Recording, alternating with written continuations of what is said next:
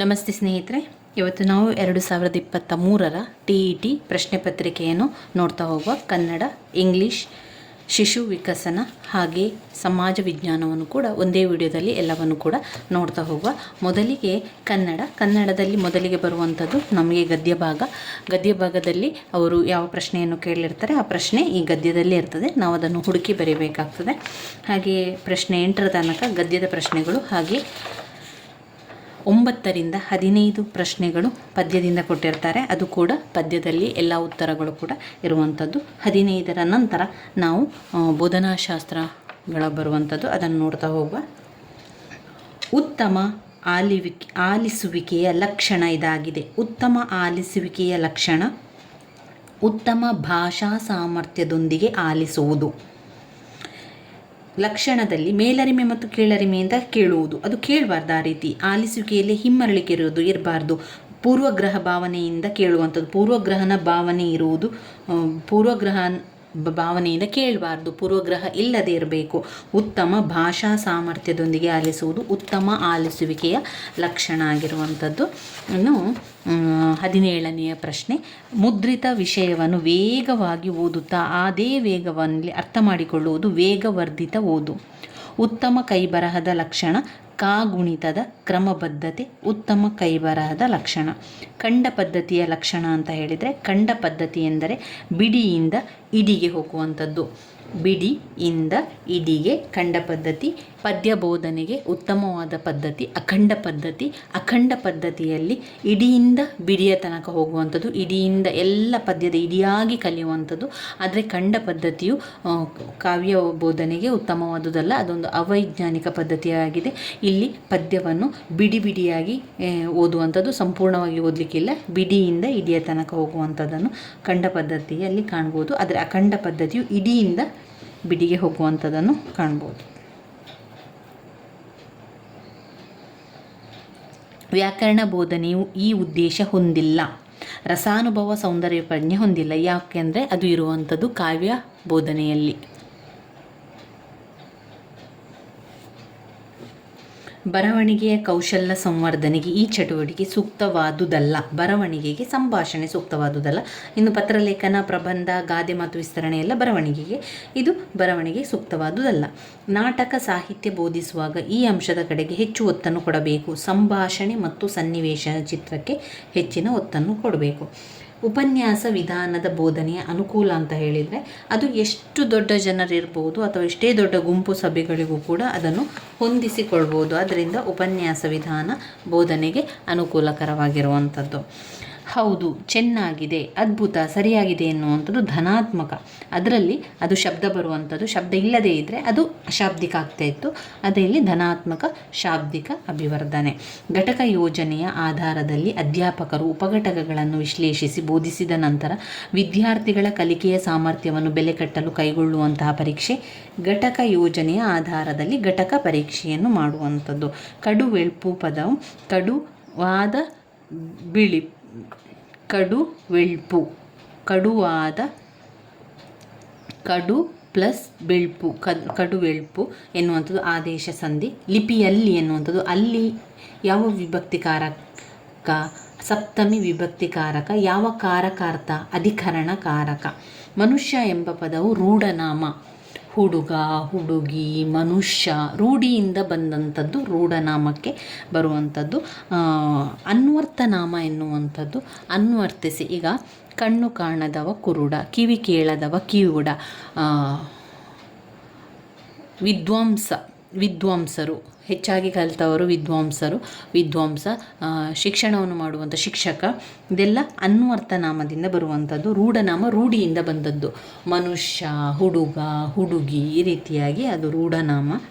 ಚತುರ್ಥಿ ವಿಭಕ್ತಿ ಕಾರಕಾರ್ಥ ಸಂಪ್ರದಾನ.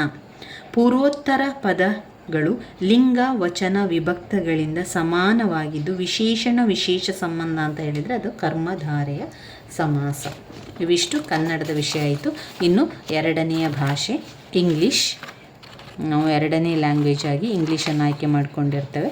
ಅದರಿಂದ ಇಂಗ್ಲೀಷನ್ನು ನೋಡೋ. ಇದರಲ್ಲಿ ಕೂಡ ಆರಂಭದಲ್ಲಿ ಗದ್ಯ ಇರ್ತದೆ, ಅದನ್ನು ಸ್ವಲ್ಪ ನೋಡಿಕೊಂಡು ಆ ಪ್ರಶ್ನೆಗಳನ್ನು ಗುರುತು ಹಾಕ್ಕೊಳ್ಳಿ. ಅಲ್ಲೇ ಉತ್ತರಗಳು ಕೂಡ ಇರ್ತದೆ. ಆದ ನಂತರ ಬರುವಂಥದ್ದು ಪದ್ಯ. 45ರ ತನಕ ಪದ್ಯದ ಪ್ರಶ್ನೆಗಳೇ ಕೊಟ್ಟಿರ್ತಾರೆ. ನಂತರ ಬರುವಂಥದ್ದು ಗ್ರಾಮರ್ ಮತ್ತು ಬೋಧನಾಶಾಸ್ತ್ರಗಳು ಬರ್ತದೆ. ಇಲ್ಲಿ ಸ್ಫೂರ್ತಿ ವಾಸ್ ಪ್ಲ್ಯಾಂಟಿಂಗ್ ಎ ಸ್ಯಾಪ್ಲಿಂಗ್, ಅಂದರೆ ಒಂದು ಸ್ಯಾಪ್ಲಿಂಗ್, ಒಂದು ಚಿಕ್ಕ ಗಿಡ, ಮೊಳಕೆ ಬಂದಂತಹ ಗಿಡ ಇದೆಯಲ್ಲ ಅಥವಾ ಬೀಜ, ಅದನ್ನು ಪ್ಲ್ಯಾಂಟಿಂಗ್ ಮಾಡ್ತಾ ಇದ್ದಾಳೆ ಅಂತ ಹೇಳುವಂಥದ್ದು. ಪ್ಯಾಸಿವ್ ಫಾರ್ಮ್ ಅಂತ ಅಬೋವ್ ಸೆಂಟೆನ್ಸ್ ಅಂತ ಹೇಳಿದೆ. ಇಲ್ಲಿ ಆನ್ಸರ್ ಆಗಬೇಕಾಗಿರುವಂಥದ್ದು a sapling was being planted by Spoorthi.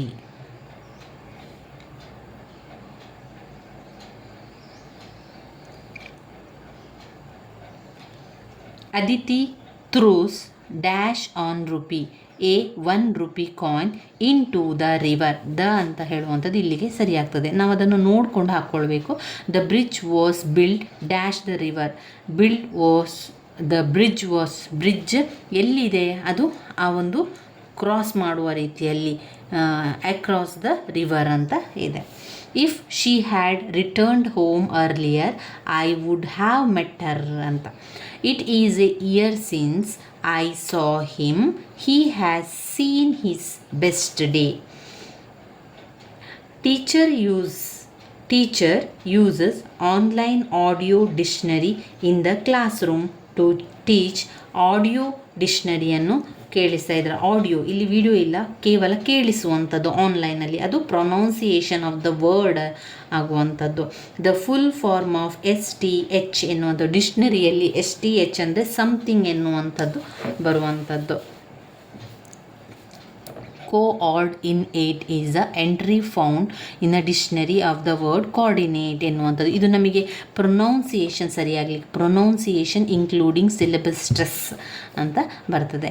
The correct sequence of facilitating, ಇದರಲ್ಲಿರುವಂಥ ಸರಿಯಾದ್ದು ಯಾವುದು? Engage, explore, explain, expand, evaluate. ಯಾವುದೆಲ್ಲ? Engage, explore, explain, expand, evaluate. Engage, explore, explain, expand, evaluate. Effective communication involve. ಈಗ ಒಂದು communication effect ಆಗಬೇಕು ಅಂತ ಹೇಳಿದರೆ appropriate use the voice and body language, ಆವಾಗ ಆ ಒಂದು ಕಮ್ಯುನಿಕೇಷನ್ ಎಫೆಕ್ಟಿವ್ ಆಗಿರ್ತದೆ.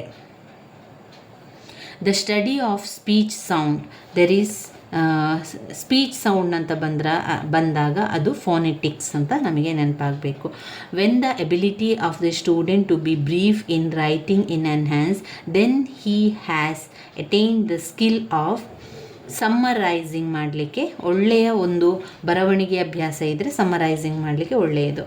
Practice of minimal pair, bin, bean ಏನು ಮಾಡುವಂಥ ಈಸ್ ಯೂಸ್ ಟು ಡೆವಲಪ್. ಯಾವ ಒಂದು ಸ್ಕಿಲ್, ಬಿನ್ ಮತ್ತು ಬಿನ್ ಎನ್ನುವಂಥದ್ದು ಅದು ಸ್ಪೆಲ್ಲಿಂಗ್ ಅದರಲ್ಲಿ ಬೇರೆ ರೀತಿ ಇರುತ್ತದೆ, ಪ್ರೊನೌನ್ಸಿಯೇಷನ್ ಒಂದೇ ಇರುವಂಥದ್ದು. ಅದರಲ್ಲಿ ಲಿಸ್ನಿಂಗ್ ಮತ್ತು ಸ್ಪೀಕಿಂಗ್ ಆಗಿರ್ತದೆ. ಲಿಸ್ನಿಂಗ್ ಮತ್ತು ಸ್ಪೀಕಿಂಗ್. ಬೀನ್. ದ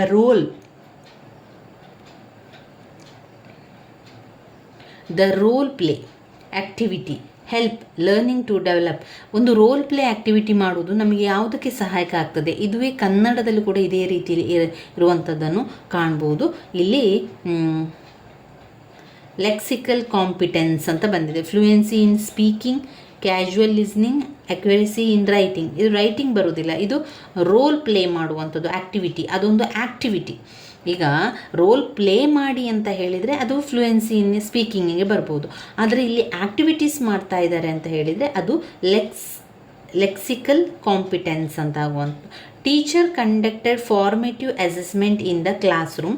ಅದು ಫಾರ್ಮೇಟಿವ್ ಅಸೆಸ್ಮೆಂಟ್, FA ಎಕ್ಸಾಮ್ ಮಾಡ್ತಾರೆ ಮಕ್ಕಳಿಗೆ. ಅದು ಯಾವಾಗೆಲ್ಲ ಮಾಡ್ತಾರೆ? ವರ್ಷ ಪೂರ್ತಿ ಮಾಡ್ತಾ ಇರ್ತಾರೆ. ಅಂದರೆ ಒಂದು 2 ತಿಂಗಳಲ್ಲಿ FA1, ಅದಾದಮೇಲೆ FA2, ಅದಾದಮೇಲೆ FA3, ಅದಾದಮೇಲೆ FA4 ಎನ್ನುವಂಥದ್ದು ಮಾಡೋದು. ಇಲ್ಲಿ SA ಅಂದರೆ ಈಗ SA1, SA2 2 ಒಮ್ಮೆ 6 ತಿಂಗಳಿಗೊಮ್ಮೆ ಅದನ್ನು ಎಕ್ಸಾಮ್ ಮಾಡುವಂಥದ್ದು. ಇಲ್ಲಿ FA 1 FA ಎನ್ನುವಂಥದ್ದು ಫಾರ್ಮೇಟಿವ್ ಅಸೆಸ್ಮೆಂಟನ್ನು ವರ್ಷ ಇಡೀ ಥ್ರೂ ಔಟ್ ದ ಅಕಾಡೆಮಿಕ್ ಇಯರಲ್ಲಿ ಮಾಡುವಂಥದ್ದನ್ನು ಕಾಣ್ಬೋದು. ಇವಿಷ್ಟು ಇಂಗ್ಲೀಷ್ನಲ್ಲಿ ಬಂತು. ಇನ್ನು ನಾವು ನೋಡಬೇಕಾಗಿರುವಂಥದ್ದು ಶಿಶು ವಿಕಸನ ಮತ್ತು ಬೋಧನಾಶಾಸ್ತ್ರವನ್ನು ನೋಡು. ಅದಾದ ನಂತರ ಸಮಾಜ ವಿಜ್ಞಾನವನ್ನು ಕೂಡ ನೋಡ್ತಾ ಹೋಗು.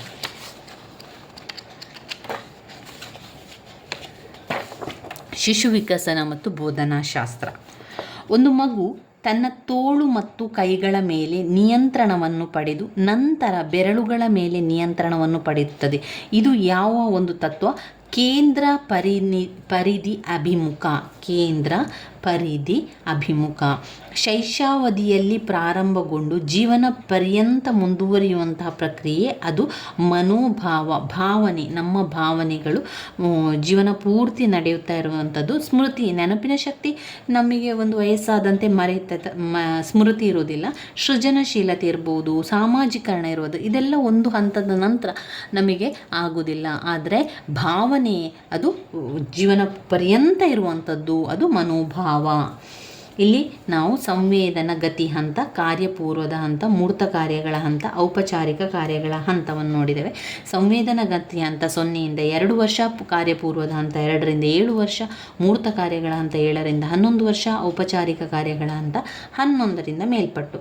ಸಂವೇದನ ಗತಿ ಹಂತದಲ್ಲಿ ಮಕ್ಕಳು ವಸ್ತುವಿನ ಶಾಶ್ವತತೆಯ ಬಗ್ಗೆ ತಿಳಿಯುವಂಥದ್ದು, ವಸ್ತುಗಳ ಶಾಶ್ವತತೆಯ ಬಗ್ಗೆ ತಿಳಿಯುವಂಥದ್ದು ಸಂವೇದನ ಗತಿ ಹಂತದಲ್ಲಿ. ಕಾರ್ಯಪೂರ್ವದ ಹಂತ 2ರಿಂದ 7 ವರ್ಷ. 2ರಿಂದ 7 ವರ್ಷದಲ್ಲಿ ಮಕ್ಕಳು ಏನು ಮಾಡ್ತಾರೆ, ಅವರಿಗೆ ಒಂದು ಭಾಷಾ ಬೆಳವಣಿಗೆ ಉಂಟಾಗ್ತದೆ. ಅಲ್ಲಿ ಭಾಷಾ ಬೆಳವಣಿಗೆ ಉಂಟಾಗ್ತದೆ. ಮೂರ್ತ ಕಾರ್ಯಗಳ ಹಂತದಲ್ಲಿ ಮಕ್ಕಳು ಅವರಿಗೆ ತಾರ್ಕಿಕವಾಗಿ ಆಲೋಚನೆಯನ್ನು ಮಾಡಲಿಕ್ಕೆ ಆರಂಭ ಮಾಡ್ತಾರೆ, ತಾರ್ಕಿಕ ಆಲೋಚನೆ. ಔಪಚಾರಿಕ ಹಂತದಲ್ಲಿ ಸಮಸ್ಯೆಗಳನ್ನೆಲ್ಲ ಪರಿಹಾರ ಮಾಡ್ತಾರೆ. ಔಪಚಾರಿಕ ಕಾರ್ಯಗಳ ಹಂತದಲ್ಲಿ ಸಮಸ್ಯೆಗಳ ಪರಿಹಾರಗಳನ್ನು ಮಾಡುವಂಥದ್ದನ್ನು ಕಾಣ್ಬೋದು. ಸಂವೇದನ ಗತಿ ಹಂತದಲ್ಲಿ ವಸ್ತುಗಳ ಶಾಶ್ವತತೆಯ ಬಗ್ಗೆ. ಕಾರ್ಯಪೂರ್ವದ ಹಂತದಲ್ಲಿ ಅವರು ಭಾಷಾ ಬೆಳವಣಿಗೆ ಆಗ್ತದೆ ಆ ಸಮಯದಲ್ಲಿ. ಮೂರ್ತ ಕಾರ್ಯಗಳ ಹಂತದಲ್ಲಿ ಅವರು ತಾರ್ಕಿಕ ಆಲೋಚನೆಗಳನ್ನು ಮಾಡ್ತಾರೆ ಮತ್ತು ಒಂದು ರೀತಿಯ ಹಠಗಳನ್ನೆಲ್ಲ ಮಾಡ್ತಾರೆ, ತಾರ್ಕಿಕ ಆಲೋಚನೆ. ಔಪಚಾರಿಕ ಹಂತದಲ್ಲಿ ಸಮಸ್ಯೆ ಪರಿಹರಿಸಲು ಪ್ರಯತ್ನ ಮಾಡ್ತಾರೆ. ಮಕ್ಕಳು ತಮ್ಮ ಅಸಮರ್ಥ ಪೋಷಕರಿಗಿಂತ ಉತ್ತಮವಾಗಿರಬಹುದು. ಇದನ್ನು ತಿಳಿಸುವ ಅನುವಂಶೀಯ ಸಿದ್ಧಾಂತ ಅಂತ ಹೇಳಿದರೆ ವ್ಯತ್ಯಾಸದ ನಿಯಮ. ಮಕ್ಕಳ ಸಾಮಾಜಿಕ ವಿಕಾಸಕ್ಕೆ ಸಹಾಯ ಮಾಡುವಂತಹ ಚಟುವಟಿಕೆ ಗುಂಪು ಆಟಗಳು, ಸಾಂಸ್ಕೃತಿಕ ಚಟುವಟಿಕೆಗಳು ಸಾಮಾಜಿಕ ವಿಕಾಸಕ್ಕೆ ಸಹಾಯವನ್ನು ಮಾಡ್ತದೆ. ಗುಂಪು ಆಟಗಳು ಮತ್ತು ಸಾಂಸ್ಕೃತಿಕ ಚಟುವಟಿಕೆಗಳು. ಮಕ್ಕಳು ಮತ್ತು ಹದಿಹರೆಯದವರು ವಯಸ್ಕರ ಮಾತನ್ನು ಕೇಳುತ್ತಾರೆ, ಏಕೆಂದರೆ ವಯಸ್ಕರು ಅವರಿಗೆ ತಮ್ಮ ಮಾತನ್ನು ಕೇಳಲು ಹೇಳುತ್ತಾರೆ. ಇದನ್ನು ಕೊಯ್ಲ್ಬರ್ಗ್ ಅವರ ನೈತಿಕ ವಿಕಾಸದೆಡೆ ಉದಾಹರಣೆಯಾಗಿರುವುದು. ಇದು ಶಿಕ್ಷೆ ಮತ್ತು ವಿಧೇಯತೆ. ಕೊಯ್ಲ್ಬರ್ಗ್ ಅವರ ಶಿಕ್ಷೆ ಮತ್ತು ವಿಧೇಯತೆಯಾಗಿರುವಂಥದ್ದು. ಮಕ್ಕಳು ಮತ್ತು ಹದಿಹರೆಯದವರು ವಯಸ್ಕರ ಮಾತನ್ನು ಕೇಳುತ್ತಾರೆ, ಏಕೆಂದರೆ ವಯಸ್ಕರು ಅವರಿಗೆ ತಮ್ಮ ಮಾತನ್ನು ಕೇಳಲು ಹೇಳುತ್ತಾರೆ. ಇದು ಕೊಯ್ಲ್ಬರ್ಗ್ ಅವರ ನೈತಿಕ ವಿಕಾಸದಡಿಯಲ್ಲಿ ಶಿಕ್ಷೆ ಮತ್ತು ವಿಧೇಯತೆ. ಮಗು ಕಣ್ಣಿಗೆ ಕಾಣದೇ ಇರುವ ವಸ್ತುವನ್ನು ಹುಡುಕುತ್ತಿದೆ. ಪಿಯಾಜೆಯವರ ಪ್ರಕಾರ ಮಗು ಏನು ಮಾಡ್ತಾ ಇದೆ, ಯಾವ ಹಂತದಲ್ಲಿದೆ? ಪಿಯಾಜೆಯವರ ಮಗು ಕಣ್ಣಿಗೆ ಕಾಣದೇ ಇರುವ ವಸ್ತುವನ್ನು ಹುಡುಕುವಂಥದ್ದು, ಅದು ವಸ್ತುವಿನ ಶಾಶ್ವತತೆಯ ಬಗ್ಗೆ ತಿಳಿಯುವಂಥದ್ದು ಸಂವೇದನ ಗತಿ ಹಂತ. ಕಾರ್ಯಪೂರ್ವದ ಹಂತದಲ್ಲಿ ಭಾಷಾ ಬೆಳವಣಿಗೆ ಆಗುವಂಥದ್ದು. ಮೂರ್ತ ಕಾರ್ಯಗಳ ಹಂತದಲ್ಲಿ ತಾರ್ಕಿಕ ಆಲೋಚನೆ, ಇಲ್ಲಿ ಸಮಸ್ಯೆಯನ್ನು ಬಗೆಹರಿಸುವಂಥದ್ದು. ಮಗು ಕಣ್ಣಿಗೆ ಕಾಣದ ವಸ್ತುವನ್ನು ಹುಡುಕುವಂಥದ್ದು, ಅಂದರೆ ಶಾಶ್ವತವಾಗಿದೆ ಅಂತ ಎನ್ನುವಂಥದ್ದು, ಅದು ಸಂವೇದನ ಗತಿ ಹಂತ. ಒಂದನ್ನು ಹೊರತುಪಡಿಸಿ ಇವು ಉತ್ತಮ ಚರ್ಚೆಯ ಮಾನದಂಡಗಳು. ಚರ್ಚೆಯ ಸಮಯದಲ್ಲಿ ಶಿಕ್ಷಕರು ಒಬ್ಬ ಅಥವಾ ಇಬ್ಬರು ವಿದ್ಯಾರ್ಥಿಗಳು ಪ್ರಬಲರಾಗುವಂತೆ ಮಾಡಬಹುದು.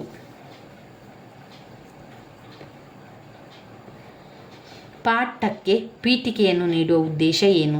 ಪಾಠಕ್ಕೆ ಪೀಠಿಕೆಯನ್ನು ಉದ್ದೇಶ ಒಂದು ಪೂರ್ವಜ್ಞಾನ ಗೊತ್ತಾಗ್ತದೆ ಮತ್ತು ಕಲಿಕೆಗೆ ಸಿದ್ಧಪಡಿಸುವಂಥದ್ದು. ಬೋಧನೆ ಮತ್ತು ಕಲಿಕೆಯ ಪ್ರಕ್ರಿಯೆಯನ್ನು ಉತ್ತಮಪಡಿಸುವಂತಹ ಮೌಲ್ಯಮಾಪನ. ಒಂದು ಬೋಧನೆ ಮತ್ತು ಕಲಿಕೆಯ ಪ್ರಕ್ರಿಯೆಯನ್ನು ಉತ್ತಮಪಡಿಸುವಂತಹ ಮೌಲ್ಯಮಾಪನ ಯಾವುದು? ರೂಪಣಾತ್ಮಕ ಮೌಲ್ಯಮಾಪನ. ನೈದಾನಿಕ ಸಮಸ್ಯೆಯನ್ನು ಬಗೆಹರಿಸುವಂಥದ್ದು. ಸಾಧನೆಯ ಮೌಲ್ಯಮಾಪನ ಅಂದರೆ ಕಲಿಕೆಯ ಸಾಧನೆಯನ್ನು ತಿಳ್ಕೊಳ್ಳುವಂಥದ್ದು. ಇಲ್ಲಿ ಬೋಧನೆ ಮತ್ತು ಕಲಿಕೆಯ ಪ್ರಕ್ರಿಯೆಯನ್ನು ಉತ್ತಮಪಡಿಸುವಂತಹ ಮೌಲ್ಯಮಾಪನ ರೂಪಣಾತ್ಮಕ ಮೌಲ್ಯಮಾಪನ. ತರಗತಿಯಲ್ಲಿ ಘಟಕ ಪರೀಕ್ಷೆಯನ್ನು ಮಾಡುವುದು ಇದರ ಉದ್ದೇಶವಲ್ಲ. ವಿದ್ಯಾರ್ಥಿಗಳ ಮುಂದಿನ ತರಗತಿಗೆ ಬಡ್ತಿ ನೀಡುವುದು ಘಟಕ ಪರೀಕ್ಷೆಯ ಉದ್ದೇಶ ಅಲ್ಲ. ಕಲಿಕೆಯಲ್ಲಿನ ಪ್ರಗತಿಯನ್ನು ಮೌಲ್ಯಮಾಪನವನ್ನು ಮಾಡಲು ಬೋಧನೆಯ ಮಟ್ಟವನ್ನು ಅರ್ಥ ಮಾಡಿಕೊಳ್ಳುವುದು, ಕಲಿಕೆಯಲ್ಲಿನ ಕ್ಲಿಷ್ಟತೆಯನ್ನು ಅರ್ಥ ಮಾಡಿಕೊಳ್ಳುವುದು. ಈ ಉದ್ದೇಶಕ್ಕೆ ಸಂಬಂಧಿಸಿದಂತೆ ಹೆಚ್ಚು ಪ್ರಶ್ನೆಗಳಿದ್ದರೆ ಪರೀಕ್ಷೆಯು ಕ್ಲಿಷ್ಟವಾಗುತ್ತದೆ. ಅದು ಅನ್ವಯ. ಈಗ ಜ್ಞಾನ ಅಂತ ಬಂದಾಗ, ಈಗ ಅಶೋಕನ ಮಾಡಿದ ಯುದ್ಧದ ಹೆಸರೇನು, ಅಶೋಕನ ತಂದೆ ಹೆಸರೇನು ಅಂತ ಜ್ಞಾನಕ್ಕೆ ಬರ್ತದೆ. ಇನ್ನು ಅಶೋಕನು ಮಾಡಿದಂಥ ಯುದ್ಧದ ಬಗ್ಗೆ ವಿವರಿಸುವಂಥದ್ದು, ಅದಕ್ಕೆ ವಿವರಣೆಯನ್ನು ಕೊಡುವಂಥದ್ದು ತಿಳುವಳಿಕೆಗೆ ಬರ್ತದೆ. ಈ ಕೌಶಲ ಅಂತ ಹೇಳಿದರೆ ಭೂಪಟದಲ್ಲಿ ಗುರುತಿಸುವಂಥದ್ದು ಕೌಶಲ. ಅನ್ವಯ ಮಾಡುವಂಥದ್ದು ಅಂತ ಹೇಳಿದರೆ ಈ ಉದ್ದೇಶಕ್ಕೆ ಸಂಬಂಧಿಸಿದಂತೆ ಹೆಚ್ಚು ಪ್ರಶ್ನೆಗಳಿದ್ದರೆ ಪರೀಕ್ಷೆಯು ಕ್ಲಿಷ್ಟವಾಗುತ್ತದೆ. ಅನ್ವಯವನ್ನು ಮಾಡುವಂಥದ್ದು ನಿಮ್ಮದೇ ಒಂದು ಸ್ವಂತ ವಾಕ್ಯದಲ್ಲಿ ಬರೆಯುವಂಥ ವಿವರಣೆ ನೀಡುವಂಥದ್ದಲ್ಲ. ಅಲ್ಲಿ ನೀವು ಅದನ್ನು ಚರ್ಚಿಸಿ ಎನ್ನುವಂಥದ್ದು ಅನ್ವಯಕ್ಕೆ, ಅದು ಕ್ಲಿಷ್ಟವಾಗ್ತದೆ. ವಿದ್ಯಾರ್ಥಿಗಳು ಜ್ಞಾನವನ್ನು ಅನ್ವಯ ಮಾಡಿಕೊಳ್ಳುವಂತೆ ಮಾಡುವ ಬೋಧನೆಯ ಹಂತ ಆವಿಷ್ಕರಿಸು.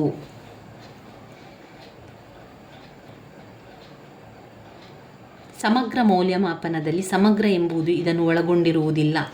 ವಿವಿಧ ರೀತಿಯ ಬೋಧನಾ ವಿಧಾನ ಒಳಗೊಂಡಿರುವುದಿಲ್ಲ. ವಿವಿಧ ರೀತಿಯ ಬೋಧನಾ ವಿಧಾನ ಒಳಗೊಂಡಿರುವುದಿಲ್ಲ. ಒಬ್ಬ ಶಿಕ್ಷಕರು ತರಗತಿಯಲ್ಲಿ ವಿವಿಧ ಬೋಧನಾ ವಿಧಾನಗಳನ್ನು ಬಳಸುತ್ತಿದ್ದಾರೆ. ಅವರು ಇದಕ್ಕೆ ಸಂಬಂಧಿಸಿದ ಸಮಸ್ಯೆಯನ್ನು ಪರಿಹರಿಸಿಕೊಳ್ಳುತ್ತಿದ್ದಾರೆ.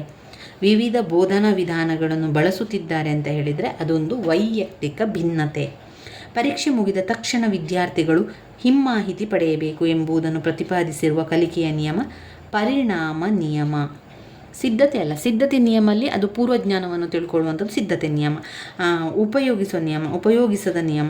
ಇಲ್ಲಿ ಪರಿಣಾಮ ನಿಯಮ ಆಗ್ತದೆ. ಯಾಕಂದರೆ ಪರಿಣಾಮ ನಿಯಮ ಅಂತ ಬಂದಾಗ ಅಲ್ಲಿ ಪುನರ್ಬಲನವನ್ನು ಕೊಡುವಂಥದ್ದು. ಪುನರ್ಬಲನವನ್ನು ಕೊಡೋದು ಶಿಕ್ಷೆ ಅಥವಾ ಒಂದು ಹೊಗಳಿಕೆಯನ್ನು ಕೊಡುವಂಥದ್ದು. ಪರೀಕ್ಷೆ ಮುಗಿದ ತಕ್ಷಣ ವಿದ್ಯಾರ್ಥಿಗಳು ಅದರ ಮಾಹಿತಿಯನ್ನು ಪಡೆದು ಪರಿಣಾಮ ನಿಯಮ.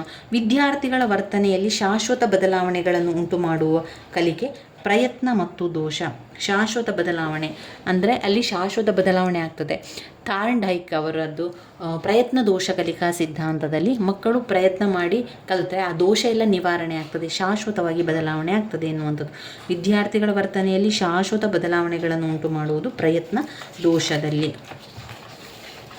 ಮಾದರಿ ನಿರ್ಮಾಣ, ವೀಕ್ಷಣೆ ಮತ್ತು ಅನುಕರಣೆ ಇವು ಯಾವ ಮುಖ್ಯ ಅಂಶಗಳನ್ನು ಹೊಂದಿದೆ? ಮಾದರಿ ನಿರ್ಮಾಣ, ವೀಕ್ಷಣೆ ಮತ್ತು ಅನುಕರಣೆ ಮಾಡುವುದು ಸಾಮಾಜಿಕ ಕಲಿಕೆಗೆ ಬರ್ತದೆ. ಒಳನೋಟ ಅಲ್ಲ, ಕ್ರಿಯಾಜನ್ಯ ಅಲ್ಲ, ಪ್ರಯತ್ನ ದೋಷ ಕಲಿಕೆ ಅಲ್ಲ. ಅದು ಮಾದರಿ ನಿರ್ಮಾಣ. ಒಂದು ಮಾದರಿಯನ್ನು ಅಂದರೆ ಈಗ ಯಾವುದೇ ಒಂದು ವಿಚಾರಕ್ಕೆ ತಕ್ಕಂತೆ ಒಂದು ಮಾದರಿಯನ್ನು ನಿರ್ಮಾಣ ಮಾಡುವಂಥದ್ದು. ಅದಾದಮೇಲೆ ಹೊರಗೆ ಹೋಗಿ ವೀಕ್ಷಣೆಯನ್ನು ಮಾಡುವಂಥದ್ದು, ಅನುಕರಣೆ ಮಾಡುವುದು, ಇದೆಲ್ಲ ಸಾಮಾಜೀಕರಣವಾಗಿರುವಂಥದ್ದು, ಸಾಮಾಜಿಕ ಕಲಿಕೆ. ಒಬ್ಬ ಶಿಕ್ಷಕ ಶಾಲೆಗೆ ಮಗುವನ್ನು ದಾಖಲು ಮಾಡಿಕೊಳ್ಳುವಾಗ ಮಗುವಿನ ವಯಸ್ಸಿನ ಬಗ್ಗೆ ವಿಚಾರ ಮಾಡಿಕೊಳ್ಳುವುದು, ಪಕ್ವವಾಗಿದ್ದಾನಾ ಇಲ್ವಾ ಎನ್ನುವಂಥದ್ದು. ಪರಿಪಕ್ವತೆ ತುಂಬಾ ಅವಶ್ಯಕ. ಅನುವಂಶೀಯತೆಯ ನಿಯಂತ್ರಣದಲ್ಲಿದ್ದು ಕಲಿಕೆಯ ಮೇಲೆ ಪ್ರಭಾವ ಬೀರುವಂಥ ಅಂಶಗಳು. ಕಲಿಕೆಯ ಮೇಲೆ ಪ್ರಭಾವ ಬೀರುವಂಥದ್ದು ಬುದ್ಧಿಶಕ್ತಿ ಮತ್ತು ಒಂದು ಪಕ್ವವಾಗಿರಬೇಕು, ಆಮೇಲೆ ಬುದ್ಧಿಶಕ್ತಿ ಇರಬೇಕು. ಅದು ಅನುವಂಶೀಯತೆಯ ನಿಯಂತ್ರಣದಲ್ಲಿದ್ದು ಕಲಿಕೆಯ ಮೇಲೆ ಪ್ರಭಾವ ಬೀರುವಂಥ ಅಂಶಗಳು ಬುದ್ಧಿಶಕ್ತಿ ಮತ್ತು ಪರಿಪಕ್ವತೆ. ಅಭಿಪ್ರೇರಣೆ ಅವಲಂಬಿತವಾಗಿರುವುದು ಈ ಅಂಶದ ಮೇಲೆ. ಪ್ರೇರಣೆ ಎನ್ನುವಂಥದ್ದು ಆಸಕ್ತಿಯ ಮೇಲೆ ಅವಲಂಬಿತವಾಗಿರುತ್ತದೆ. ಅಭಿಪ್ರೇರಣೆ ಆಸಕ್ತಿಯ ಮೇಲೆ ಅವಲಂಬಿತವಾಗಿರುವಂಥದ್ದು. ಒಬ್ಬ ಪರೀಕ್ಷೆ ಏನನ್ನು ಪರೀಕ್ಷಿಸಬೇಕು ಅದನ್ನು ಪರೀಕ್ಷಿಸಿದರೆ ಆ ಒಂದು ಪರೀಕ್ಷೆ ಸಮಂಜಸವಾಗಿರುತ್ತದೆ. ADHD ಯೊಂದಿಗೆ ಸಂಬಂಧಿಸದ ವರ್ತನೆ ಅಂತ ಹೇಳಿದರೆ ಸಾಮಾಜಿಕ ಸನ್ನಿವೇಶಕ್ಕೆ ಬದ್ಧರಾಗುವುದು. ADHD ಯೊಂದಿಗೆ ಸಂಬಂಧಿಸದ ವರ್ತನೆ ಅಂತ ಹೇಳಿದರೆ ಸಾಮಾಜಿಕ ಸನ್ನಿವೇಶಕ್ಕೆ ಬದ್ಧರಾಗುವುದು. 4 ವರ್ಷದ ಮಗು ಉತ್ತಮ ಕವನ ಬರೆಯುವುದು, ಇದು ಸಂಕೇತ. 4 ವರ್ಷದ ಮಗು ಉತ್ತಮ ಕವನ ಬರೀತಾರೆ ಅಂತ ಹೇಳಿದರೆ ಪ್ರತಿಭಾನ್ವಿತ ವಿದ್ಯಾರ್ಥಿ. ತಾರುಣ್ಯಾವಸ್ಥೆಯ ವಿಕಾಸ ಸಂಬಂಧ ಕಾರ್ಯ. ತಾರುಣ್ಯಾವಸ್ಥೆಯ ವಿಕಾಸ ಸಂಬಂಧ ಕಾರ್ಯ ನಾಯಕತ್ವ ಗುಣ ಬೆಳೆಸಿಕೊಳ್ಳುವಂಥದ್ದು. ಇಲ್ಲಿ ಸಮಾನ ವಯಸ್ಕರ ಗುಂಪಿಗೆ ಹೆಚ್ಚು ಆದ್ಯತೆ ನೀಡುವುದು, ಮದುವೆ ಮತ್ತು ಕೌಟುಂಬಿಕ ಜೀವನಕ್ಕೆ ತಯಾರಿ, ಸಮಾರಂಭಗಳಲ್ಲಿ ಭಾಗವಹಿಸಲು ಇಚ್ಛಿಸುವುದು. ಇದೆರಡು ಅದರಿಂದ ತೆಗೆಯುವ. ಈಗ ಮದುವೆ ಮತ್ತು ಕೌಟುಂಬಿಕ ಜೀವನ, ಸಮಾರಂಭಗಳಲ್ಲಿ ಭಾಗವಹಿಸುವುದು ತೆಗೆಯುವ. ಇದರಲ್ಲಿ 2 ಆಯ್ಕೆ ಮಾಡ್ಕೊಳ್ಬೇಕು. ಈಗ ತಾರುಣ್ಯಾವಸ್ಥೆಯ ವಿಕಾಸ ಸಂಬಂಧದ ಕಾರ್ಯ, ಅಲ್ಲಿ ವಿಕಾಸ ಆಗಬೇಕು ಅಂತ ಹೇಳಿದರೆ ಸಮಾನ ವಯಸ್ಕರ ಗುಂಪಿಗೆ ಹೆಚ್ಚು ಆದ್ಯತೆ ನೀಡುವುದು ವಿಕಾಸಕ್ಕೆ ಬರುವುದಿಲ್ಲ. ನಾಯಕತ್ವ ಅಂತ ಬಂದಾಗ ಅಲ್ಲಿ ವಿಕಾಸಕ್ಕೆ ಬರ್ತದೆ. ನಾಯಕತ್ವ ಗುಣ ಬೆಳೆಸುವುದು. ಸೈಕಲ್ ಚಲಾಯಿಸುವುದನ್ನು ಕಲಿತರೆ ಬೈಕ್ ಚಲಾಯಿಸ ಸುಲಭವಾಗುತ್ತದೆ. ಇದು ಧನಾತ್ಮಕ ಕಲಿಕೆಯ ಧನಾತ್ಮಕ ವರ್ಗಾವಣೆ. ವಿಭಿನ್ನ ಸಾಂಸ್ಕೃತಿಕ ಹಿನ್ನೆಲೆಯ ವಿದ್ಯಾರ್ಥಿಗಳು ಒಂದು ಸಾಮಾನ್ಯ ಗುರಿಯನ್ನು ತಲುಪಲು ಯೋಜನೆಯ ವಿವಿಧ ಭಾಗಗಳನ್ನು ಮಾಡುವ ಮೂಲಕ ಸಹಕರಿಸುವ ತರಗತಿ ಜಿಗ್ಸಾ ತರಗತಿ. ವಿಭಿನ್ನ ಸಾಂಸ್ಕೃತಿಕ ಹಿನ್ನೆಲೆಯ ವಿದ್ಯಾರ್ಥಿಗಳು ಒಂದು ಸಾಮಾನ್ಯ ಗುರಿಯನ್ನು ತಲುಪಲು ಯೋಜನೆಯ ವಿವಿಧ ಭಾಗಗಳನ್ನು ಮಾಡುವ ಮೂಲಕ ಸಹಕರಿಸುವಂತಹ ಒಂದು ತರಗತಿ ಜಿಗ್ಸಾ ತರಗತಿ. ಜಿಗ್ಸಾ ತರಗತಿ. ಜಿಗ್ಸಾ ತರಗತಿ. ಸಾಮಾನ್ಯೀಕರಣಗೊಳಿಸುವ ಸಾಮರ್ಥ್ಯ. ಸಾಮಾನ್ಯವಾಗಿ ಈ ರೀತಿಯ ವಿಕಾಸದ ಲಕ್ಷಣ ಭೌತಿಕ ವಿಕಾಸದಲ್ಲಿ ಬರ್ತದೆ. ಸಾಮಾನ್ಯೀಕರಣಗೊಳಿಸುವಂಥ ಸಾಮರ್ಥ್ಯ ಸಾಮಾನ್ಯವಾಗಿ ಬರುವಂಥದ್ದು ಭೌತಿಕ ವಿಕಾಸದಲ್ಲಿ. ಈ ಕೆಳಗಿನ ಸಾಮರ್ಥ್ಯ ಹೊಂದಿರುವಂಥ ವ್ಯಕ್ತಿಯನ್ನು ಸೃಜನಶೀಲ ವ್ಯಕ್ತಿ ಎಂದು ಪರಿಗಣಿಸಲಾಗುವುದು. ಸೃಜನಶೀಲ ವ್ಯಕ್ತಿ ಹೊಸ ಆಲೋಚನೆಗಳನ್ನು ಬೆಳೆಸಿಕೊಳ್ಳುವುದು. ಹೊಸ ಆಲೋಚನೆಗಳನ್ನು ಬೆಳೆಸಿಕೊಳ್ಳುವುದು ಸೃಜನಶೀಲ ವ್ಯಕ್ತಿ. ಸ್ಮೃತಿಯ ಹಂತಗಳು ದಾಖಲಿಸುವಂಥದ್ದು. ಮೊದಲು ದಾಖಲಿಸಬೇಕು, ಮತ್ತೆ ಧಾರಣೆ, ಅದನ್ನು ಸ್ಮರಣೆ ಮಾಡುವಂಥದ್ದು, ಮತ್ತೆ ಗುರುತಿಸುವಂಥದ್ದು. ದಾಖಲಿಸುವಿಕೆ, ಧಾರಣೆ, ಸ್ಮರಣೆ ಮತ್ತು ಗುರುತಿಸುವಿಕೆ ಸ್ಮೃತಿಯ ಹಂತಗಳು. ದಾಖಲಿಸುವಿಕೆ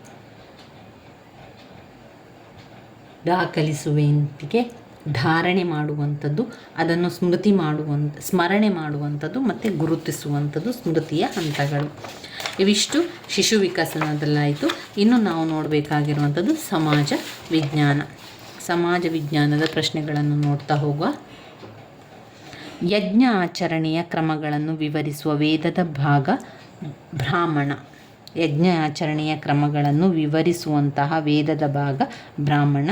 ಬಾಲರಾಮಾಯಣ ಮತ್ತು ಕರ್ಪೂರ ಮಂಜರಿ ಎಂಬ ನಾಟಕವನ್ನು ಬರೆದವರು ರಾಜಶೇಖರ. ಬಾಲರಾಮಾಯಣ ಮತ್ತು ಕರ್ಪೂರ ಮಂಜರಿ ಎಂಬ ನಾಟಕವನ್ನು ಬರೆದವರು ರಾಜಶೇಖರ. ಲಲಿತ್ಯಾದಿತ್ಯ ಮುಕ್ತಪೀಡನ ಬಗ್ಗೆ ಮಾಹಿತಿಯನ್ನು ಒದಗಿಸುವ ಪ್ರಮುಖ ಕೃತಿಗಳು. ಲಲಿತ್ಯಾದಿತ್ಯ ಮುಕ್ತಪೀಡನ ಬಗ್ಗೆ ಮಾಹಿತಿಯನ್ನು ರಾಜತರಂಗಿಣಿ ಮತ್ತು ತಾರಿಕ್-ಇ-ಹಿಂದ್. ರಾಜತರಂಗಿಣಿ ಮತ್ತು ತಾರಿಕ್-ಇ-ಹಿಂದ್ ಎನ್ನುವಂಥ ಲಲಿತಾದಿತ್ಯ ಮುಕ್ತಪೀಡನ ಬಗ್ಗೆ ಮಾಹಿತಿಯನ್ನು ಒದಗಿಸುವಂತಹ ಪ್ರಮುಖ ಕೃತಿಗಳು. ಬ್ರಿಟಿಷ್ ಈಸ್ಟ್ ಇಂಡಿಯಾ ಕಂಪನಿಗೆ ಬಂಗಾಳದ ಮೇಲಿನ ದಿವಾನಿ ಹಕ್ಕನ್ನು ನೀಡಿದವರು ಎರಡನೆಯ Shah Alam. British East India ಕಂಪನಿಗೆ ಬಂಗಾಳದ ಮೇಲಿನ ದಿವಾನಿ ಹಕ್ಕನ್ನು ನೀಡಿದವರು ಎರಡನೆಯ ಶಾ ಆಲಂ.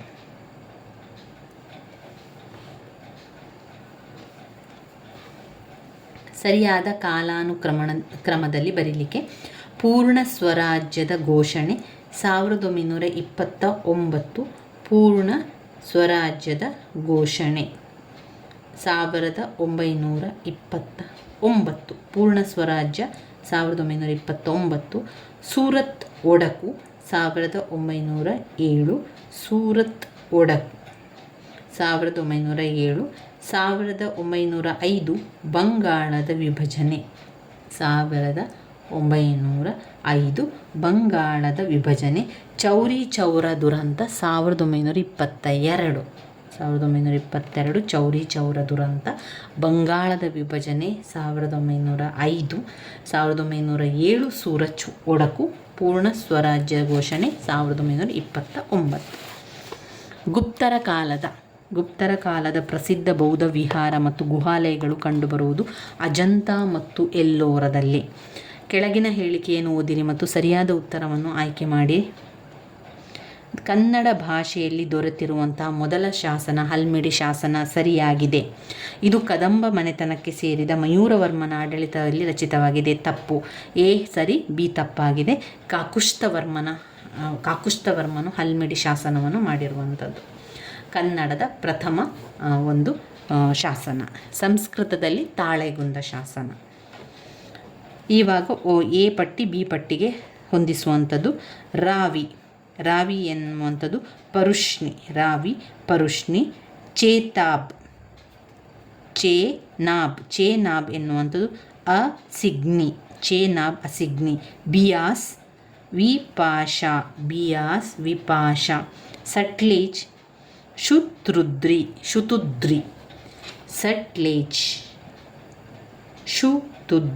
ಸಟ್ಲೇಜ್ ಎನ್ನುವಂಥದ್ದು ಶುತುದ್ರಿ. ರಾವಿ ಪರುಷ್ಣಿ.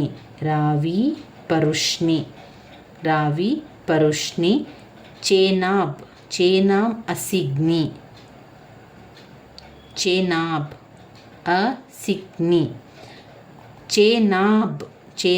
ಅಸಿಗ್ನಿ. ಬಿಯಾಸ್ ವಿಪಾಶ.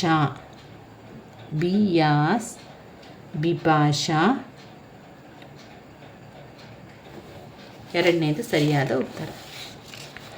1919 ಕಾಯ್ದೆಗೆ ಸಂಬಂಧಿಸಿದ ಸರಿಯಾದ ಆಯ್ಕೆ.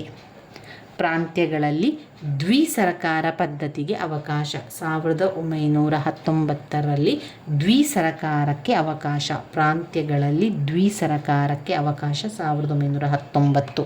ಕೇಂದ್ರ ದ್ವಿಸರಕಾರ ಸ್ಥಾಪನೆ 1935, ಕೇಂದ್ರದಲ್ಲಿ ದ್ವಿಸರಕಾರ ಸ್ಥಾಪನೆ 1935. ಭಾರತೀಯ ರಿಸರ್ವ್ ಬ್ಯಾಂಕ್ ಸ್ಥಾಪನೆ 1935. 1919 ಪ್ರಾಂತ್ಯಗಳಲ್ಲಿ ದ್ವಿಸರಕಾರ ಪದ್ಧತಿಗೆ ಅವಕಾಶ. 100 ತೀನ್ ಮೂರ್ತಿ ಹೈಫ್ ಚೌಕ್ ಸಂಬಂಧಿಸಿರುವುದು ಮೈಸೂರು, ಜೋಧಪುರ್, ಹೈದರಾಬಾದ್, ಲ್ಯಾನ್ಸಸ್. ಮೈಸೂರು, ಜೋಧಪುರ, ಹೈದರಾಬಾದ್ ಮತ್ತು ಲ್ಯಾನ್ಸಸ್. ಮೈಸೂರು, ಜೋಧಪುರ, ಹೈದರಾಬಾದ್, ಲ್ಯಾನ್ಸಸ್. ಎರಡನೆಯ ಆಂಗ್ಲೋ ಮೈಸೂರು ಯುದ್ಧ ನಡೆದು ಮಂಗಳೂರು ಒಪ್ಪಂದ. ಮೂರನೆಯದು ಶ್ರೀರಂಗಪಟ್ಟಣ ಒಪ್ಪಂದ. ಮೊದಲನೆಯದು ಮದ್ರಾಸ್ ಒಪ್ಪಂದ. ಮೊದಲನೆಯ ಒಪ್ಪಂದ ಮದ್ರಾಸ್ ಒಪ್ಪಂದ, ಎರಡನೆಯ ಒಪ್ಪಂದ ಮಂಗಳೂರು ಒಪ್ಪಂದ, ಮೂರನೆಯ ಒಪ್ಪಂದ ಶ್ರೀರಂಗಪಟ್ಟಣ ಒಪ್ಪಂದ.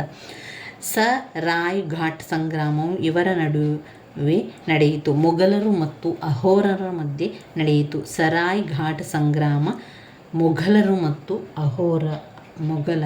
ಮತ್ತು ಅಹೋಮರ ಮಧ್ಯೆ ನಡೆಯಿತು. ಸಂಪತ್ತಿನ ರಚನೆಗೆ ಅವಕಾಶವನ್ನು ಕಲ್ಪಿಸಿರುವ ಸಂವಿಧಾನದ ವಿಧಿ 79ನೇ ವಿಧಿ. 352ನೇ ವಿಧಿಯಲ್ಲಿ ತುರ್ತು ಪರಿಸ್ಥಿತಿ, 352ರಲ್ಲಿ. ಇನ್ನು 324ರಲ್ಲಿ ಚುನಾವಣೆಗೆ ಸಂಬಂಧಪಟ್ಟದ್ದು. ಸಂವಿಧಾನ 52ರಲ್ಲಿ ರಾಷ್ಟ್ರಪತಿ ಮತ್ತು ಉಪರಾಷ್ಟ್ರಪತಿಗಳವರ ಆಯ್ಕೆ. ಈಗ ಸಂಸತ್ತಿನ ರಚನೆ ಅವಕಾಶ 79ನೇ ವಿಧಿ. ಸಂಸತ್ತಿನ ರಚನೆಗೆ ಅವಕಾಶವನ್ನು ಕಲ್ಪಿಸುವುದು 79ನೇ ವಿಧಿ. ಭಾರತೀಯ ತುರ್ತು ಪರಿಸ್ಥಿತಿ 352. 324 ಚುನಾವಣೆಗೆ ಸಂಬಂಧಪಟ್ಟಿರುವಂಥದ್ದು. 24 ಚುನಾವಣೆಗೆ ಸಂಬಂಧಪಟ್ಟದ್ದು. 79 ಸಂಸತ್ತಿನ ರಚನೆಗೆ ಅವಕಾಶ ಕಲ್ಪಿಸಿರುವುದು 79ನೇದು. 5 ರಾಷ್ಟ್ರಪತಿ ಉಪರಾಷ್ಟ್ರಪತಿಗಳ ಒಂದು ಚುನಾವಣೆ. 352 ತುರ್ತು ಪರಿಸ್ಥಿತಿಗೆ ಅವಕಾಶವನ್ನು ಕೊಡುವಂಥದ್ದು. ಭಾರತದ ಸರ್ವೋಚ್ಚ ನ್ಯಾಯಾಲಯವು ಅಸ್ತಿತ್ವಕ್ಕೆ ಬಂದದ್ದು ಜನವರಿ 28, 1950. 1950 ನಮ್ಮ ಸಂವಿಧಾನದ ಆರಂಭವಾದದ್ದು ಜನವರಿ 26. ಇಲ್ಲಿ ಜನವರಿ 28, 1950 ಭಾರತ ಸರ್ವೋಚ್ಚ ನ್ಯಾಯಾಲಯ ಅಸ್ತಿತ್ವಕ್ಕೆ ಬಂದಿರುವಂಥದ್ದು. ಜನವರಿ 28, 1950 ಸರ್ವೋಚ್ಚ ನ್ಯಾಯಾಲಯ ಅಸ್ತಿತ್ವಕ್ಕೆ ಬಂದದ್ದು. ವಿಶ್ವಸಂಸ್ಥೆಯ ಸ್ಥಾಪನೆಗೆ ಕಾರಣವಾದ ನಾಯಕರ ಸರಿಯಾದ ಗುಂಪು. ವಿಶ್ವಸಂಸ್ಥೆಯ ಸ್ಥಾಪನೆಗೆ 4 ಗುಂಪು. Winston Churchill, Joseph Stalin, F D Roosevelt.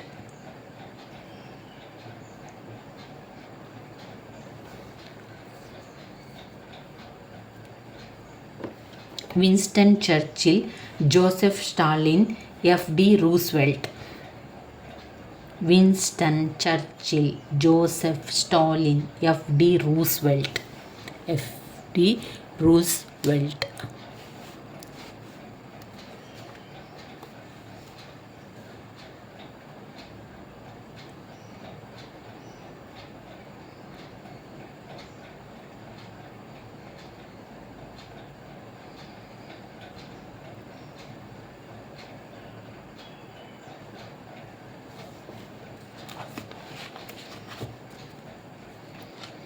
ವಿಶ್ವಸಂಸ್ಥೆಯ ಸ್ಥಾಪನೆಗೆ ಕಾರಣರಾದ ನಾಯಕರ ಸರಿಯಾದ ಗುಂಪು: Winston Churchill, Joseph Stalin, FD. Roosevelt.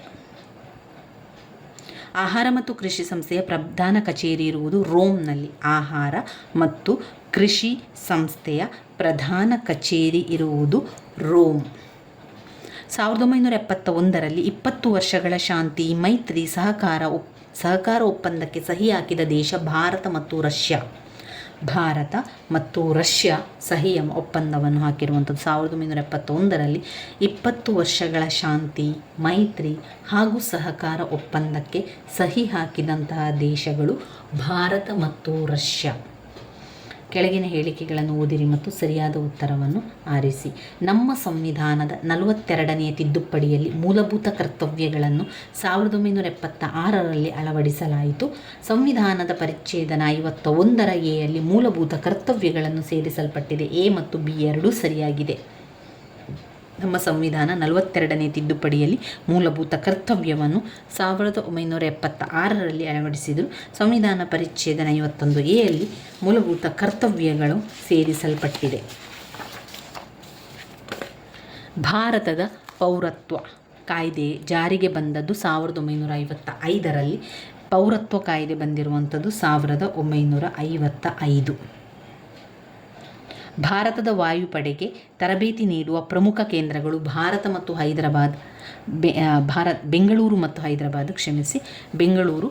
Hyderabad. ಭಾರತದ ವಾಯುಪಡೆಗೆ ತರಬೇತಿ ನೀಡುವಂತಹ ಪ್ರಮುಖ ಕೇಂದ್ರಗಳು ಬೆಂಗಳೂರು ಮತ್ತು ಹೈದರಾಬಾದ್.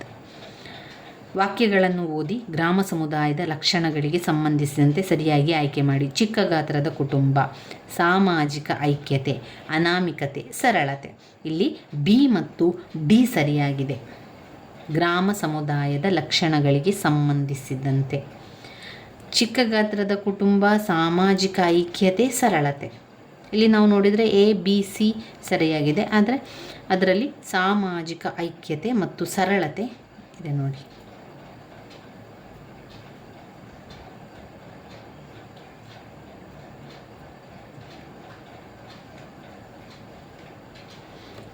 ಇವರು ಬ್ರಿಟಿಷ್ ಸಮಾಜಶಾಸ್ತ್ರಜ್ಞರು. ಇವರು ಸಮಾಜದ ವಿಕಾಸವನ್ನು ಅಧ್ಯಯನವನ್ನು ಮಾಡಿದರು. ಹರ್ಬರ್ಟ್ ಸ್ಪೆನ್ಸರ್ ಅವರು. ಎಮಿಲೆ ಡರ್ಕಿಮ್ ಅವರು ಫ್ರಾನ್ಸ್ನ ಸಮಾಜಶಾಸ್ತ್ರಜ್ಞರು. ನೆನಪಲ್ಲಿ ಇಟ್ಕೊಳ್ಳಿ, ಎಮಿಲೆ ಡರ್ಕಿಮ್ ಅವರು ಫ್ರಾನ್ಸಿನ ಸಮಾಜಶಾಸ್ತ್ರಜ್ಞರು. ಹರ್ಬರ್ಟ್ ಸ್ಪೆನ್ಸರ್ ಅವರು ಬ್ರಿಟಿಷ್ ಸಮಾಜಶಾಸ್ತ್ರಜ್ಞರು. ಸಮಾಜದ ವಿಕಾಸವನ್ನು ಅಧ್ಯಯನ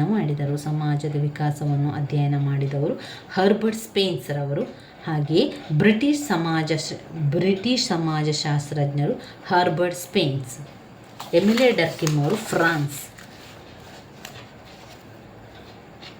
ಸಾಮಾಜಿಕ ಮತ್ತು ಆರ್ಥಿಕ ಪರಿವರ್ತನೆ. ಸಮಾಜದ ಎಲ್ಲ ಅಂಗಗಳಲ್ಲೂ ಶ್ರಮ ವಿಭಜನೆ, ಅದು ಕೈಗಾರಿಕಾ ಸಮಾಜ. 14 ವರ್ಷಕ್ಕೂ ಕಿರಿಯ ವಯಸ್ಸಿನ ಮಕ್ಕಳನ್ನು ದುಡಿಮೆಗೆ ನೇಮಿಸುವುದು ಶಿಕ್ಷಕರ ಅಪರಾಧವೆಂದು ಸಂವಿಧಾನದ 24ನೇ ವಿಧಿ ತಿಳಿಸುತ್ತದೆ. ಸಂವಿಧಾನದ 24ನೇ ವಿಧಿಯಲ್ಲಿ 14 ವರ್ಷದಿಂದ ಕಡಿಮೆ ಮಕ್ಕಳು ಕೆಲಸ ಮಾಡಬಾರದು. ಅಸಂಘಟಿತ ಕೆಲಸಗಾರರಿಗೆ ಉದಾಹರಣೆ ಕೃಷಿ ಕಾರ್ಮಿಕರು, ವಾಹನ ರಿಪೇರಿ ಮಾಡುವವರು ಮತ್ತು ಮನೆ ಕೆಲಸಗಾರರು. ಅಸಂಘಟಿತ ಕೆಲಸಗಾರರಿಗೆ ಉದಾಹರಣೆ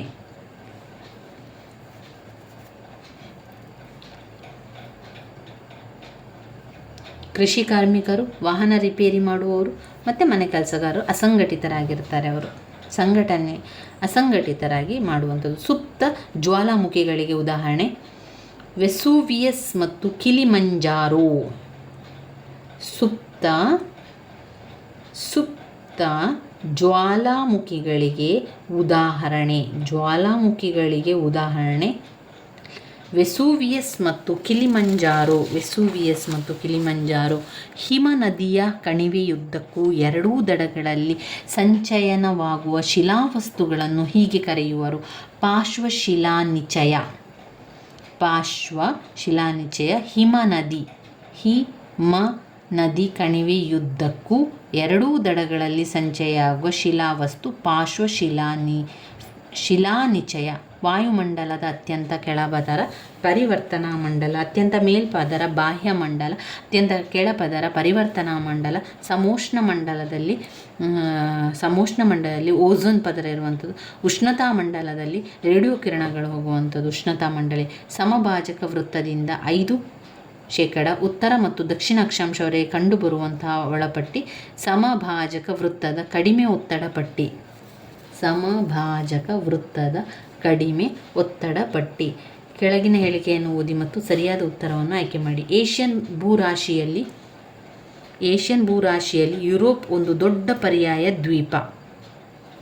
ಯುರೋಪನ್ನು ಪರ್ಯಾಯ ದ್ವೀಪ ಎಂದು ಕರೆಯಲಾಗುತ್ತದೆ. ಸರಿ. ಏಷ್ಯನ್ ಭೂರಾಶಿಯಲ್ಲಿ ಯುರೋಪ್ ಒಂದು ದೊಡ್ಡ ಪರ್ಯಾಯ ದ್ವೀಪ. ಸರಿ. ಎ ಮತ್ತು ಬಿ ಎರಡೂ ಕೂಡ ಸರಿಯಾಗಿದೆ. ರಾಕಿ ಮತ್ತು ಅಲಾಸ್ಕ್ ಪರ್ವತ ಶ್ರೇಣಿಗಳಿರುವುದು ಎಲ್ಲಿ? ಉತ್ತರ ಅಮೇರಿಕಾ. ರಾಕಿ ಮತ್ತು ಅಲಾಸ್ಕ್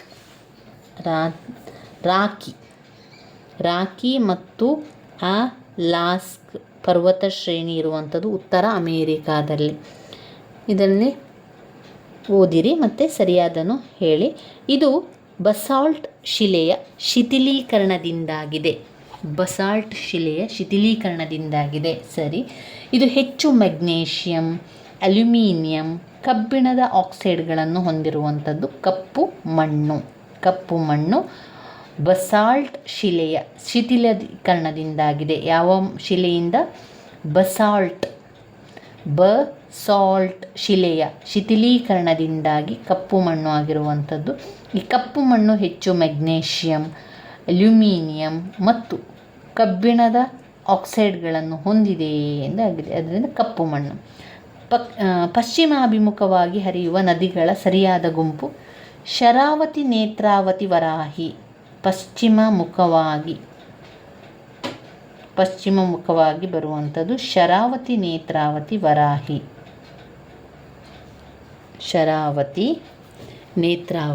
ವರಾಹಿ. ಹಜಾರಿಬಾಗ್ ರಾಷ್ಟ್ರೀಯ ಉದ್ಯಾನವನ ಇರುವುದು. ಹಜಾರಿಬಾಗ್ ರಾಷ್ಟ್ರೀಯ ಉದ್ಯಾನವಿರುವಂಥದ್ದು ಬಿಹಾರದಲ್ಲಿ. ಸ್ವತಂತ್ರ ಭಾರತದ ಮೊದಲ ವಿವಿಧೋದ್ದೇಶ ನದಿ ಕಣಿವೆ ಯೋಜನೆ ದಾಮೋದರ್ ಯೋಜನೆ. ಸ್ವತಂತ್ರ ಭಾರತದ ವಿವಿಧೋದ್ದೇಶ ನದಿ ಕಣಿವೆ ಯೋಜನೆ ಅದು ದಾಮೋದರ್. ಭಾರತಕ್ಕೆ ಯೋಜಿತ ಅರ್ಥವ್ಯವಸ್ಥೆ ಎಂಬ ಪುಸ್ತಕವನ್ನು ಬರೆದವರು ಸರ್ ಎಂ ವಿಶ್ವೇಶ್ವರಯ್ಯನವರು. ಭಾರತಕ್ಕೆ ಯೋಜಿತ ಅರ್ಥವ್ಯವಸ್ಥೆ ಎಂಬ ಪುಸ್ತಕವನ್ನು ಬರೆದವರು ಸರ್ ಎಂ ವಿಶ್ವೇಶ್ವರಯ್ಯನವರು. ಭಾರತಕ್ಕೆ ಯೋಜಿತ ಅರ್ಥವ್ಯವಸ್ಥೆ ಎಂಬ ಪುಸ್ತಕವನ್ನು ಬರೆದರು. ಹಳದಿ ಕ್ರಾಂತಿ ಸಂಬಂಧಿಸಿರುವುದು ಎಣ್ಣೆ ಬೀಜಗಳ ಉತ್ಪಾದನೆ ಹಳದಿ ಕ್ರಾಂತಿ. ಪುನರ್ರಫ್ತು ವ್ಯಾಪಾರಕ್ಕೆ ಒಂದು ಉದಾಹರಣೆ ಸಿಂಗಾಪುರ್. ಇದರ ಮೊದಲ ಪಟ್ಟಿಯಿಂದ ಎರಡನೇ ಪಟ್ಟಿ ಯಾವುದು ಸರಿ ಅಂತ ನೋಡಬೇಕು ನಾವು. ಭೂಮಿ ಗೇಣಿ, ಶ್ರಮ ಕೂಲಿ, ಬಂಡವಾಳ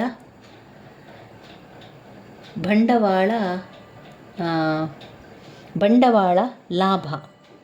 ಆಮೇಲೆ ಸಂಘಟನೆ ಎನ್ನುವಂಥದ್ದು ಬಡ್ಡಿ.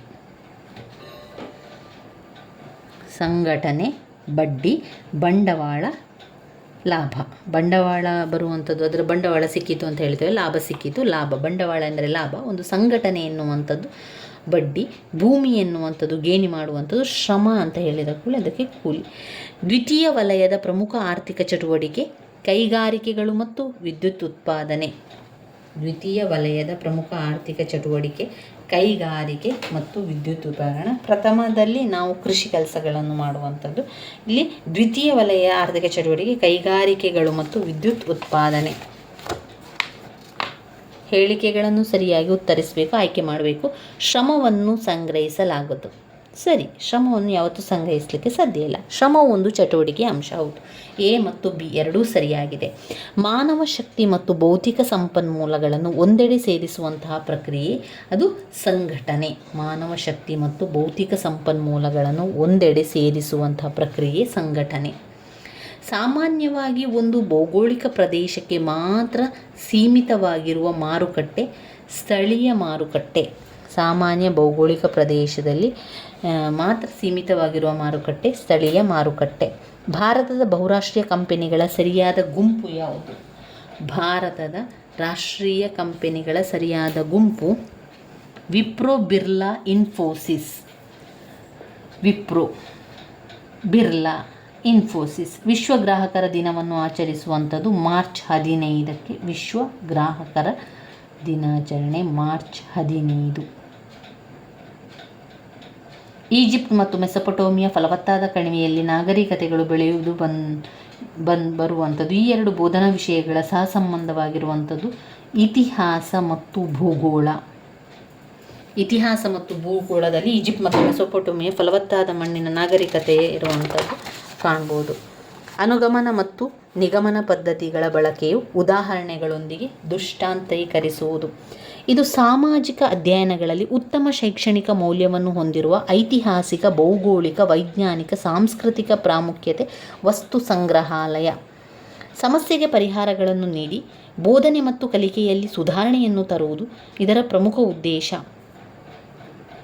ಕ್ರಿಯಾ ಸಂಶೋಧನೆ. ಸಮಸ್ಯೆಗೆ ಪರಿಹಾರ ತಕ್ಷಣ, ಯಾವುದೇ ಒಂದು ಸಮಸ್ಯೆಗೆ ತಕ್ಷಣ ಪರಿಹಾರವನ್ನು ಕೊಡುವುದು ಕ್ರಿಯಾ ಸಂಶೋಧನೆ. ಶಾಲೆಯನ್ನು ಸಮುದಾಯದೆಡೆಗೆ ತೆಗೆದುಕೊಂಡು ಹೋಗಲು ಸಮುದಾಯದ ಸಮೀಕ್ಷೆ ಮಾಡುವಂಥದ್ದು. ವ್ಯಕ್ತಿಗಳನ್ನು ಆಹ್ವಾನಿಸುವುದು ಶಾಲೆಗೆ, ಗಣ್ಯ ವ್ಯಕ್ತಿಯ ಶಾಲೆಯತ್ತ ಸಮುದಾಯವನ್ನು ಕರೆದುಕೊಂಡು ಬರುವಂಥದ್ದು. ಇದು ಶಾಲೆಯನ್ನು ಸಮುದಾಯದೆಡೆಗೆ ಕರೆದುಕೊಂಡು ಹೋಗುವಂಥದ್ದು ಸಮುದಾಯದ ಸಮೀಕ್ಷೆ. ಈ ವಿಧಾನದಲ್ಲಿ ವಿದ್ಯಾರ್ಥಿಯು ಸಾರ್ವತ್ರೀಕರಣದಿಂದ ನಿರ್ದಿಷ್ಟತೆ ಕಡೆಗೆ ಮತ್ತು ಅಮೂರ್ತದಿಂದ ಮೂರ್ತದ ಕಡೆಗೆ ಹೋಗುವಂಥದ್ದು ನಿಗಮನ ಪದ್ಧತಿ. ಸಾರ್ವತ್ರಿಕದಿಂದ ನಿರ್ದಿಷ್ಟದ ಕಡೆಗೆ, ಅಮೂರ್ತದಿಂದ ಮೂರ್ತದ ಕಡೆಗೆ ನಿಗಮನ ವಿಧಾನ. ನಿಗಮನ ವಿಧಾನದಲ್ಲಿ ಅದು ಇಡಿಯಿಂದ ಬಿಡಿಗೆ ಹೋಗುವಂಥದ್ದು. ಅನುಭವಾತ್ಮಕ ಕಲಿಕೆಯ ಮೂಲಕ ಪರಿಕಲ್ಪನೆಯನ್ನು ಪರಿಚಯಿಸಿದವರು. ಅನುಭವಾತ್ಮಕ ಕಲಿಕೆಯ ಮೂಲ ಪರಿಕಲ್ಪನೆ ಡೇವಿಡ್ ಎಸ್ ಕೋಲ್ಟ್. ವಿಷಯದ ಬಗ್ಗೆ ವಿಚಾರಣೆ ಆಧಾರಿತ ತನಿಖೆ ನಡೆಸಲು ವಿದ್ಯಾರ್ಥಿಗಳಿಗೆ ಅವಕಾಶ ಒದಗಿಸುವುದು. 5E ಮಾದರಿಯ ಹಂತದ ಉದ್ದೇಶ ಪರಿಶೋಧನೆ. ಇದು ಸಮಾಜ ವಿಜ್ಞಾನ ಪಠ್ಯಪುಸ್ತಕದ ಉತ್ತಮ ಲಕ್ಷಣವಲ್ಲ. ಭಾಷೆ ಮತ್ತು ಶೈಲಿ ಕಠಿಣವಾಗಿರಬೇಕು ಎನ್ನುವಂಥದ್ದು ಉತ್ತಮ ಲಕ್ಷಣವಲ್ಲ. ಪಾಠ ಯೋಜನೆ. ಈ ಹಂತವು ಬೋಧನಾ ವಿಧಾನ ಪರಿಣಾಮಕಾರಿಯಾಗಿ ಯಶಸ್ವಿಯಾಗಿದೆ ಅಥವಾ ಇಲ್ಲವೇ ಎಂಬ ಕಂಡುಹಿಡಿಯಲು ಶಿಕ್ಷಕರಿಗೆ ಸಹಾಯ ಮಾಡುವುದು. ಪುನರಾವರ್ತನೆ. ವಿವಿಧ ಪರ್ಯಾಯಗಳನ್ನು ಆಲೋಚಿಸುವುದು. ಈ ಮಾದರಿ ವಿವಿಧ ಪರ್ಯಾಯಗಳನ್ನು ಆಲೋಚಿಸುವುದು ಈ ಬೋಧನಾ ಮಾದರಿಯ ಒಂದು ಹಂತ. ಅಂದರೆ 5E ಮಾದರಿಯಾಗಿರ್ತದೆ. ಅನುಬೋಧನೆಯು ತರಬೇತಿಯ ತಂತ್ರವಾಗಿದ್ದು ವಿದ್ಯಾರ್ಥಿ ಶಿಕ್ಷಕರು ನಿರ್ದಿಷ್ಟ ಪರಿಕಲ್ಪನೆಯನ್ನು, ನಿರ್ದಿಷ್ಟ ಕೌಶಲ್ಯವನ್ನು ಬಳಸಿ ಕಡಿಮೆ ಸಂಖ್ಯೆಯ ವಿದ್ಯಾರ್ಥಿಗಳಿಗೆ ಕಡಿಮೆ ಅವಧಿಯಲ್ಲಿ ಬೋಧಿಸಲಾಗುವುದು ಎಂದು ವ್ಯಾಖ್ಯಾನಿಸಿದವರು ಬಿ.ಕೆ. ಪಾಸ್ಸಿ ಅವರು. ಅನುಬೋಧನೆಯು ತರಬೇತಿ ತಂತ್ರವಾಗಿದ್ದು ವಿದ್ಯಾರ್ಥಿ ಶಿಕ್ಷಕರು ನಿರ್ದಿಷ್ಟ ಪರಿಕಲ್ಪನೆಯನ್ನು, ನಿರ್ದಿಷ್ಟ ಕೌಶಲ್ಯವನ್ನು ಬಳಸಿ ಕಡಿಮೆ ಸಂಖ್ಯೆಯ ವಿದ್ಯಾರ್ಥಿಗಳಿಗೆ ಕಡಿಮೆ ಅವಧಿಯಲ್ಲಿ ಬೋಧಿಸುವುದು ಅಂತ ಹೇಳಿದವರು ಬಿ.ಕೆ. ಪಾಸ್ಸಿ. ಕಲಿಕೆಯಲ್ಲಿನ ಕುಂದುಕೊರತೆಗಳನ್ನಾಗಲಿ ಸಮಸ್ಯೆಗಳನ್ನು ಕಂಡುಹಿಡಿಯುವುದು ನೈದಾನಿಕ ಪರೀಕ್ಷೆ. ಘಟಕದ ಮಾದರಿಯಲ್ಲಿ ಮಾಡುವುದು ಘಟಕ ಪರೀಕ್ಷೆ. ಕಲಿಕೆಯ ಒಂದು ಸಾಧನೆಯನ್ನು ತಿಳಿಯುವುದು ಸಾಧನಾ ಪರೀಕ್ಷೆ. ಬಿ ಪಟ್ಟಿ ಮತ್ತು ಎ ಪಟ್ಟಿಯನ್ನು ನೋಡುವ. ಜ್ಞಾನ ಎನ್ನುವಂಥದ್ದು ಸ್ಮರಿಸುವಂಥದ್ದು. ತಿಳುವಳಿಕೆ ಅಂತ ಬಂದಾಗ ಅಲ್ಲಿ ವಿವರಿಸಿ, ಅಶೋಕನ ಯುದ್ಧವನ್ನು ವಿವರಿಸಿ, ಅಶೋಕನ ವಿಚಾರವನ್ನು ವಿವರಿಸಿ ಅಂತ ಬಂದಾಗ ಅದು ತಿಳುವಳಿಕೆ. ಜ್ಞಾನ ಅಂತ ಹೇಳಿದರೆ ಅಶೋಕನ ತಂದೆ ಹೆಸರೇನು. ಅನ್ವಯ ಮಾಡುವಂಥದ್ದು ಅಂದರೆ ವಿಮರ್ಶನೆ ಮಾಡು. ಅಶೋಕನ ಕಳಿಂಗ ಯುದ್ಧದ ಬಗ್ಗೆ ವಿಮರ್ಶೆ ಮಾಡುವ ಅಂತ ಬಂದರೆ ಅದು ಅನ್ವಯಕ್ಕೆ. ಇದು ಕಠಿಣವಾಗಿರ್ತದೆ. ಇದನ್ನು ಹೆಚ್ಚು ಕೊಟ್ಟರೆ ಪರೀಕ್ಷೆ ಕಠಿಣವಾಗಿರ್ತದೆ. ಕೌಶಲ ಅಂತ ಹೇಳಿದರೆ ತಯಾರಿಸುವಂಥದ್ದು ಅಥವಾ ಗುರುತಿಸುವಂಥದ್ದು, ಒಂದು ಭೂಪಟ ಗುರುತಿಸುವಂಥದ್ದು, ಒಂದು ಮಾದರಿಯನ್ನು ಮಾಡುವಂಥದ್ದು, ಅದೆಲ್ಲ ತಯಾರಿಕೆ ಎನ್ನುವಂಥದ್ದು ಕೌಶಲಕ್ಕೆ ಬರ್ತದೆ. ಅಮೂರ್ತ ಪರಿಕಲ್ಪನೆ ಮತ್ತು ಪ್ರತಿಫಲಿತ ವೀಕ್ಷಣೆ ಎಂಬ ಕಲಿಕಾ ಲಕ್ಷಣಗಳನ್ನು ಹೊಂದಿರುವುದು ದಿಕ್ಚ್ಯುತಿಗೊಳಿಸುವವ, ಅಮೂರ್ತ ಪರಿಕಲ್ಪನೆ ಮತ್ತು ಪ್ರತಿಫಲಿತ ವೀಕ್ಷಣೆ ಎಂಬ ಕಲಿಕಾ ಲಕ್ಷಣಗಳನ್ನು ಹೊಂದಿರುವುದು. ದಿಕ್ಚ್ಯುತಿಗೊಳಿಸುವವ.